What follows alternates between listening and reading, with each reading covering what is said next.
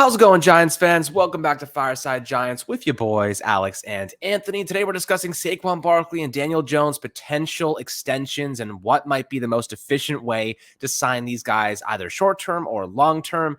We have our takes. We have some numbers we want to share with you. And ultimately, there is the right way to go about this. The Giants could save a little bit of hassle, save a little bit of money, guarantee themselves some talent for next year by making a couple simple moves. And Joe Schoen yesterday had some very, very high words, just great words, essentially, for Saquon Barkley in terms of the prospect of signing him long-term. It definitely sounds like he wants to sign him long-term. Specifically, the quote was, Saquon is a culture guy that fits into everything we've asked. He's a captain, and he's a very good player at this position who's having a very good season. So he's a guy, obviously, we're going to do our due diligence on, and we'd like to keep him around here, so we're going to get into the contract extension talks. I mean, to me, that sounds like Saquon Barkley seems to be a future asset to this team. They want to extend him. I don't think Joe Schoen would have kind of displayed his hand on the table like that if he wasn't sure that they were going to be, contacting his representatives and seeing what his extension might look like. But also there's another avenue that they could go down, which is a lot more cost efficient. But Anthony, before we dive into this interesting topic, kind of, gauging the value of these two players at this point in time, how you do today, my friend? I'm doing great. I'm excited to talk about contract extensions. Show Me the Money, Jerry Maguire. Love that movie. And that's what this reminds me of. And these extensions, I think, honestly, could happen sooner than expected because I'm reading some reports now that the Giants are actually in contact with Julian Love as we speak, trying to get a midseason extension done. And that report also added that Joe Schoen is trying to get multiple in-season extensions done this week during the bye. So maybe the Giants might approach this by looking at some of these bigger players, these star players like Saquon, like Daniel Jones, maybe starting to put those contacts out now, get the negotiation ball rolling already. That might be the way to get the cheaper discounts on those contracts. And I think that these are important contracts for the Giants to tackle. Obviously, the longer you wait, the more money the player can inevitably ask for, especially as the season goes on. Saquon Barkley dominating through 8 games. Giants are at 6-2. He's a huge part of that. But if they make it to the playoffs and he has a magical playoff performance, show me the money. He's going to say that. He's going to ask for more and more money. So the sooner, the better if the Giants are serious about keeping these guys around long term. But heading into the offseason, Alex, I know franchise tag is definitely an option. And, the recent trends on running back contracts and quarterback contracts, they're both heading upwards. It's going to be a lot of money. So it'll be interesting to see how much the Giants are willing to pay these two players who really are the foundation of the New York Giants offense right now. Absolutely. And right now, Saquon Barkley is on pace to potentially break his 2018 numbers. Obviously, he was a Pro Bowler, won Offensive Rookie of the Year that season. And right now, the Giants are staring at what looks to be a pretty sizable contract extension. But I'll throw something into the mix here. One season, let's say, Saquon Barkley's coming off 2 down years. Obviously, the injuries really plagued his comeback and whatnot. But one really great season, is that enough? Is that enough to warrant and justify a long-term extension? Personally, I know that we all know Saquon is insanely talented, so that's the counter argument. Is like it would be different if it was like a no-name player that just had an unbelievable anomaly season. But as long as Saquon Barkley is healthy, he is going to be a star, and that's the reality of just him as in general. Is that if he is healthy, he's a superstar. He's not a guy that's going to like have a great season and then just disappear. He is a workhorse back. He is a focal point. He's a guy you devise and strategize to succeed around. And with that being said, you're okay giving extensions to players like that, coming back from injury. So the argument that I'm kind of going to defeat my own, present argument in the sense that you could say one season back after a couple years down due to injury, maybe you don't want to give him a long-term extension. The argument against that is he's a superstar when healthy and he's going to be your focal point on offense and he can change the course of the game in the blink of an eye. So you pay guys like that, but there is a more cost-efficient way to go about signing Saquon Barkley. He's a team player. You know what I mean? He's not going to hold out for a franchise tag. At least I don't think he will. I think that the Giants may look at it like this.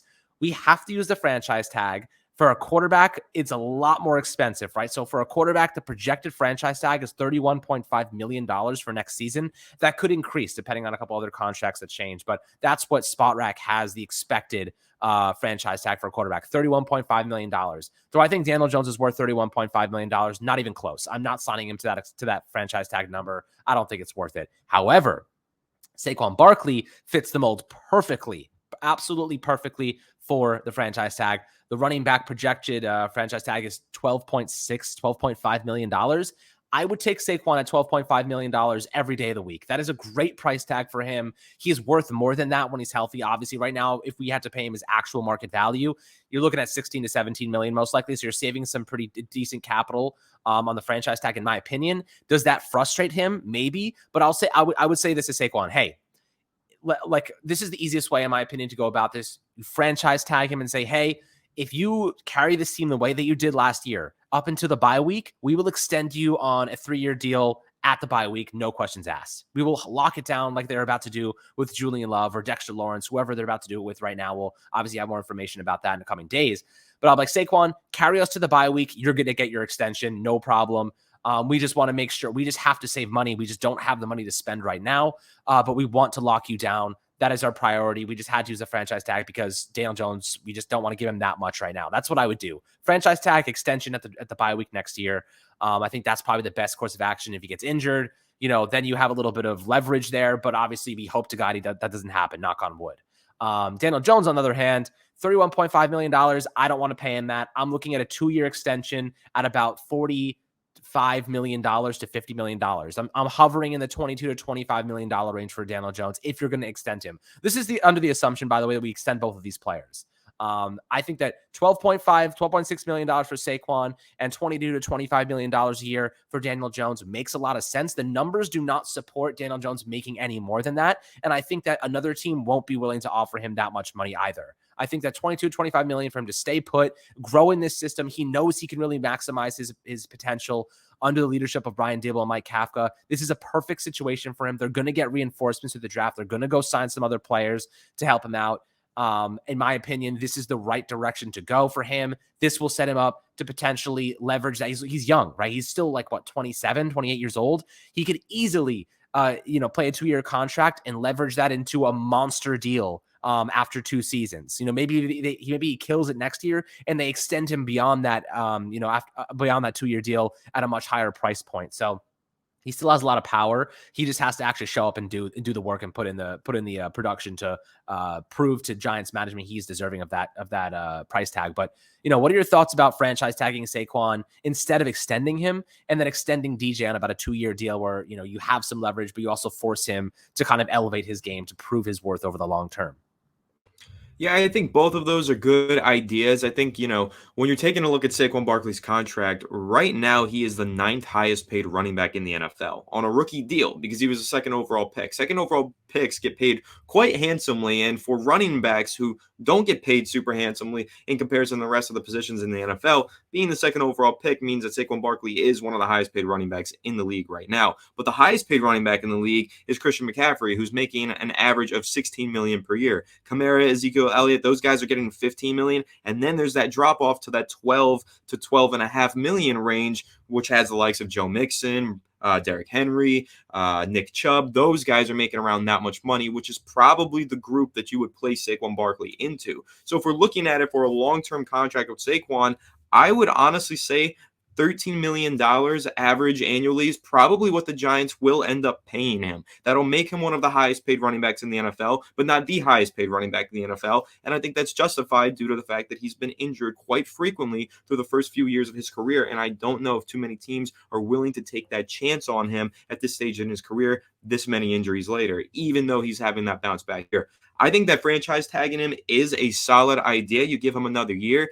Worst case scenario, like seriously thinking about the crisis scenario, you put him on the franchise tag, he gets injured. That's it then. You just kind of move on after that. So the Giants kind of built in some insurance with that move if they just put him on the 1-year franchise tag. But of course, he wants a long-term contract. He might end up holding out. I don't see him holding out because he likes to lead through the team, be a team player and all of that. I think that Saquon Barkley will play on the franchise tag, but at the end of the day, he does have to think about his health as well and the fact that he's been frequently injured in the past. So he might be more motivated and more inclined to try and lock in that long-term deal and get that financial security for himself. So I think it's going to be an interesting debate here whether the Giants should or shouldn't use the franchise tag. I think most people agree that they should, but we'll see how Saquon Barkley reacts to that and whether or not he accepts that. So going into this offseason, I think that the franchise tag is a viable option, but regardless, the contract that the Giants hand Saquon Barkley, whether it be a long-term extension, should still hover in that franchise tag range of around $12 to $13 million. I think that's a fair and reasonable price for Saquon Barkley.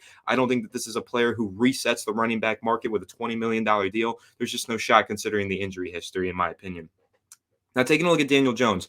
Daniel Jones is a player who, again, has had a very tumultuous history up until this point. Right now, the Giants are having career years from like 10 different players. Julian Love, Andrew Thomas, Dexter Lawrence, Daniel Jones, Saquon Barkley. All these guys are having career years. Of course, a new coaching staff gets to town and gets the most out of all of these players. And that's really what you're seeing here. So now you need to decide, do you want to pay these players to continue to play with this coaching staff, continue to get the most out of them, or do you want to see if this coaching staff can maybe get more out of another player, like a rookie quarterback? So that's really what it's going to boil down to for the Giants, how much draft capital they have, whether they feel convicted on a certain draft prospect coming out in next year's draft. That's definitely going to be playing into the consideration when they're looking at Daniel Jones's contract extension. But I like the idea that you threw out there, a 2-year deal worth around $50 million. That makes sense to me. Basically, that's a bridge deal. You see a lot of quarterbacks in the NFL get those bridge deals that are 2-3 year deals, and you pay them about the average wage for a quarterback, because the average wage for a starting quarterback is around $20 million at this point. It's such a valuable position. You can be a bad starting quarterback and make around $20 million.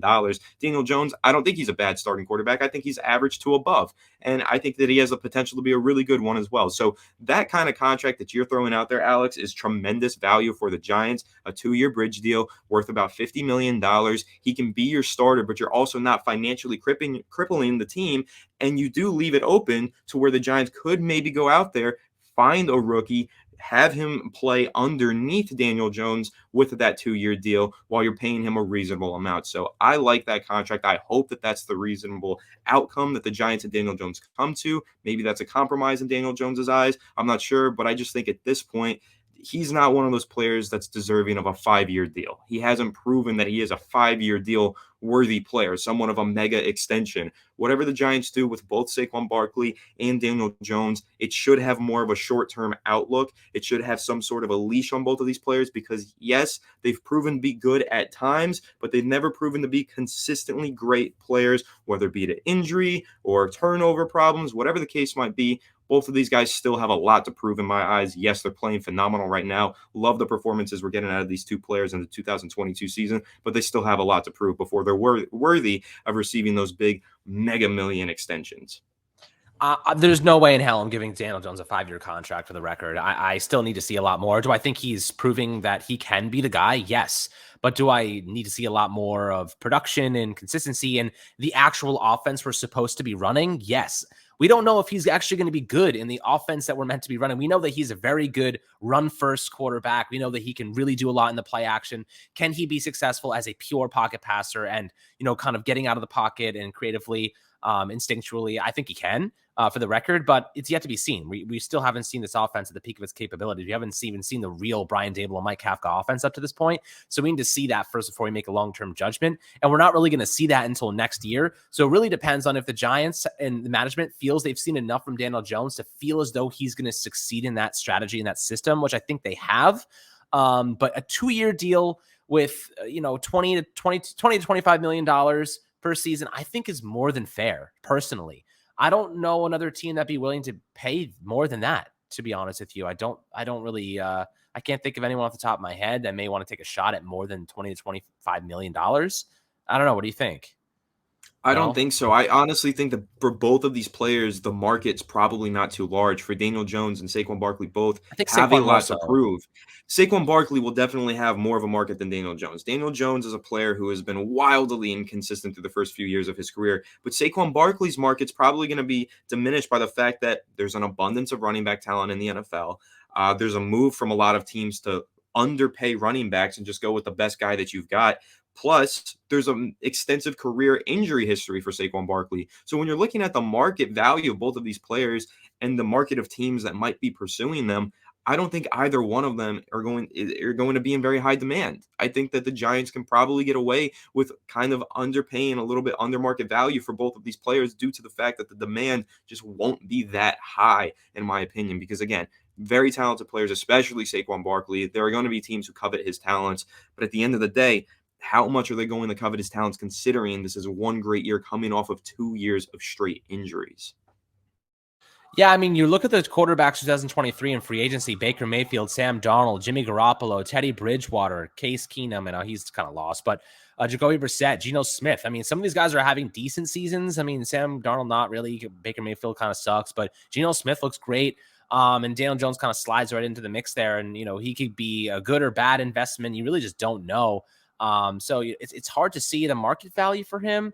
I don't even know. I mean, you look at what Spot Rack is saying, average salary, they're saying 4 years. The base calculated value is 4 years at an average of $17 million per season. See, like, they don't even have him cracking $20 million. So, you know what I mean? Like, anything more than 2025 seems excessive to me. Saquon, on the other hand, is like, he's a running back that has a ton of value. If he's healthy, he's going to take a team to another level, especially if you have a good quarterback situation. If like a quarterback on a rookie deal, maybe you're more willing to invest in a guy like Saquon. But this is an interesting situation for the Giants. I feel as though they have to play this with the utmost.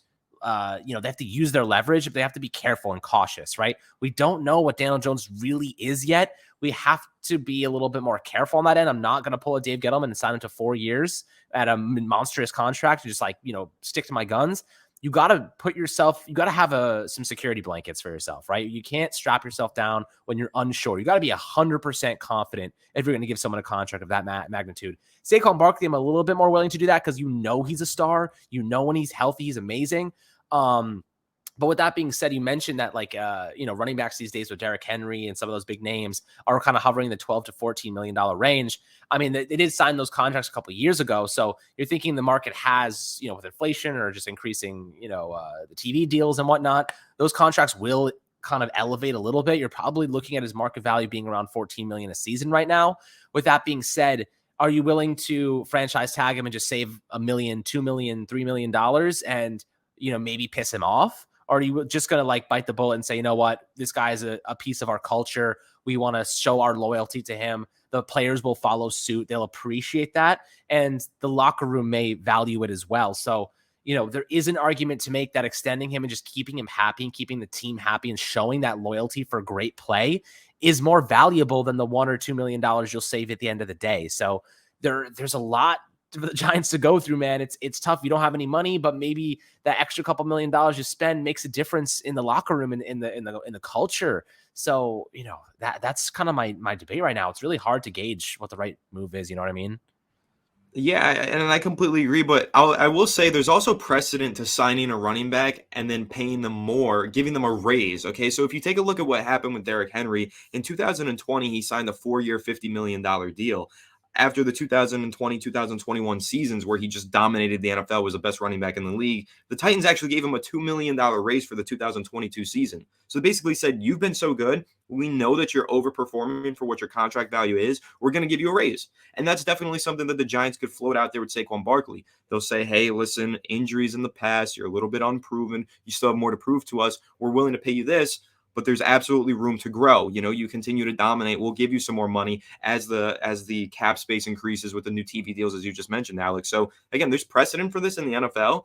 Derrick Henry played his way to an increase in pay on his current extension, which was already his increase in pay. So when you're looking at it that way, Saquon Barkley could technically sign a deal worth this amount of money and then get a little bit of a raise like Derrick Henry did. That's completely possible. Another thing that I do want to note, though, is when we're looking at Daniel Jones and we're discussing what his contract value might be, that $20 to $25 million range, you also do need to note that there are quarterbacks like Carson Wentz, who's making $32 million a year. Jared Goff is making $33.5 million per year. That is why the franchise tag is around, what was the number? I think $36 million, because you do have guys like Kirk Cousins making 35, Jared Goff making 33, Carson Wentz making 32, Matt Ryan on a $30 million per year contract. So you look at some of these contracts for these quarterbacks, very below average guys here making over $30 million per season. So for Daniel Jones and the Giants, I'm hoping that the extension doesn't carry his cap hit over $25 million per year. But if the Giants continue to win games this season, Daniel Jones puts that team in the playoffs, him and his representatives are going to have a serious argument to make to push that number north of 30. And they might end up pulling around 30 to 35 million out of the Giants. The franchise tag might be the viable option for Daniel Jones here. But in that case, If you're going with a franchise tag on Daniel Jones, I think you're giving him the 1-year franchise tag and you're forcing him to play on it and then seeing how he does and then talking about an extension in 2024 offseason. Because in my opinion, I think that it's either, as you mentioned, Alex, that 2-year bridge gap deal or just the franchise tag. I'm not locking him into a multi-year contract worth over $30 million per year annually. Yeah, I mean, the more we talk, the more I confuse the shit out of myself, to be honest with you. The more we're talking about these contracts and Saquon and Daniel Jones, the more I'm like second guessing my ideas and what I think is the right move, because there's so many variables that are always moving, and there's so many factors you have to consider with this. You don't want Saquon to hold out. You don't want to pin one of your best players against the organization. You don't want to risk the fact that maybe Daniel Jones ends up kicking serious ass, and then you have to pay him way more. You know what I mean? Like, it's an interesting struggle. It's an interesting balance. What if Daniel Jones doesn't pan out? Now you're paying him $25 million for that second season. It's like there's a lot of situations here where this gets ugly, or this doesn't work, or there's a lot of situations that it does work. So I'm very curious to see how Joe Schoen approaches this, because there's no right answer. There's just an answer that is a little bit less risky and an answer that's a little bit more risky. And it really depends on how confident they are in Daniel Jones. I think Saquon's a pretty safe bet unless he gets hurt. But, and the NFL is just a crapshoot in that way. Like, anyone can get hurt at any time. So I'm more comfortable paying Saquon and not worrying about it. But Daniel Jones, I'm a little bit more concerned about, because we just haven't seen him as a pocket passer. We haven't seen him throw the ball in this offense very much. And that's a huge part of Brian Daboll and Mike Kafka's scheme. You look at their time with Kansas City and Buffalo, they throw the ball like 70 to 75% of the time. The Giants are running the ball at like 65 to 70% right now. You know what I mean? Like, this is not the offense we're meant to see. This is not the offense they're trying to put together. It's going to change pretty drastically. And can Daniel Jones be the guy in that system? And I think that's the big question we just don't have an answer to yet.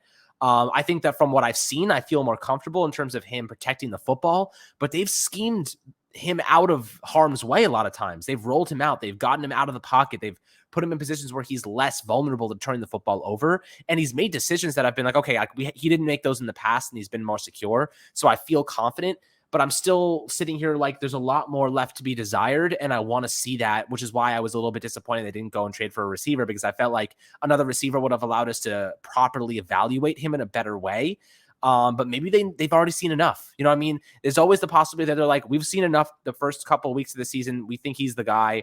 And they didn't say anything about contract extensions regarding DJ, though. Joe Schoen really only hinted at the aspect that they've talked to Saquon. They talked to Saquon's reps and that they want him around. Nothing about Daniel Jones. So they're keeping it so much under wraps right now. And they decided to save all their draft capital too. And that may even suggest that maybe they want to move up in the draft and grab a quarterback if they want to. They may just sell the farm in the draft picks. Like, there's so many different things they can do. In the past, Dave Gettleman would show his hand pretty easily. Right now, when it comes to the quarterback position, I really just don't know what they're going to do here. And Joe Schoen has done a pretty good job keeping it vague. So I guess we're just going to have to find out, my friends. I'd love to hear perspectives and opinions below in the YouTube comments. We talked about a lot of different avenues the Giants could take in this one, but I think to conclude this episode, I just don't know. I don't think Anthony, you either. Like, we just don't know what's going to happen, but I think that's a pretty cool thing. I like the idea of like, it could either be, great, it could be good. And, the coaching staff is good enough that I don't think anything's going to turn out bad. So I'm pretty optimistic in that sense, but I'm excited to see what this future of the team looks like and how they manage some of these contracts and get us out of cap hell that Dave Gettleman left us in. But as always, drop your comments, thoughts below in the YouTube section. Make sure to like and subscribe as always, my friends. Have a great rest of your day, and we'll catch you guys on the next Fireside Giants episode.